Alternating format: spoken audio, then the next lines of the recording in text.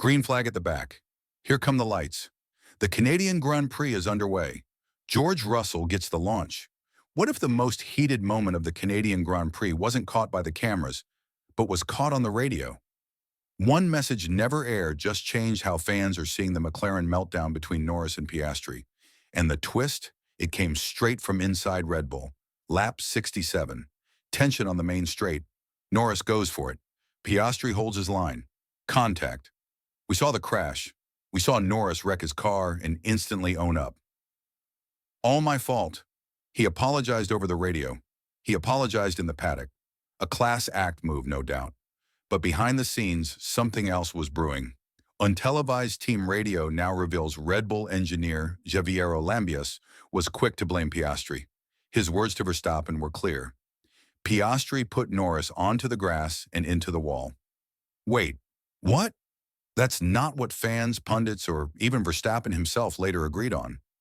Max backed up George Russell's take that there was never a real gap for Norris to even attempt the move.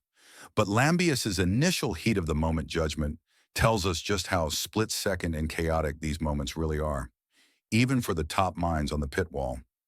Did Piastri squeeze too much? Was Norris too aggressive? It's no longer a clear-cut Norris messed up story. And the plot thickens.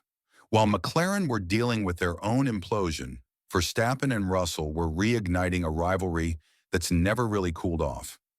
During the late race safety car, Verstappen momentarily pulled ahead of Russell, something you're absolutely not allowed to do.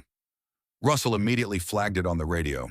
Max fired back, calling out Russell for falling too far behind the safety car. Another potential penalty. Really slow. What is he doing?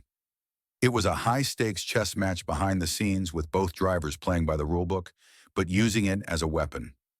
Red Bull lodged an official protest accusing Russell of erratic driving. The stewards? Not interested. Russell kept the win, and Max had to settle for 2 pesos. But this wasn't just about position. Verstappen came into Montreal with penalty points hanging over him. One wrong move, and a race ban was on the table.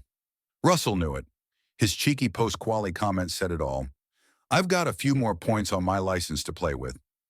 Even Jacques Villeneuve chimed in on the Norris-Piastri incident, suggesting Piastri was gradually moving left and made things tighter than they should have been. In his words, it was a little bit nasty. Inside McLaren, expect some serious post-race debriefs. Inside Red Bull, they've got Austria up next, their home race, and a fired-up Verstappen with something to prove. What happens when your only golden rule is don't hit your teammate and you break it? At McLaren, where team orders don't exist and trust is everything, Lando Norris just shattered the one line he wasn't supposed to cross, and Martin Brundle didn't hold back. You could feel it coming. 2 drivers chasing their first world championship, no team orders, equal machinery, and just enough rivalry to turn every overtake into a risk. At the Canadian Grand Prix, the powder keg finally exploded. Lando Norris and Oscar Piastri were locked in a high-stakes McLaren standoff, fighting not for the win, but for pride, points, and momentum in the title hunt.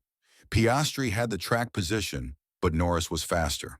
And when the opportunity came, Lando lunged, first at the hairpin, then again down the back straight, and then contact. Norris clipped the rear of Piastri's car, trying to squeeze into a disappearing gap, damaging his front wing and ending his race against the pit wall. Piastri stayed alive, salvaging P4 after a quick stop under the safety car.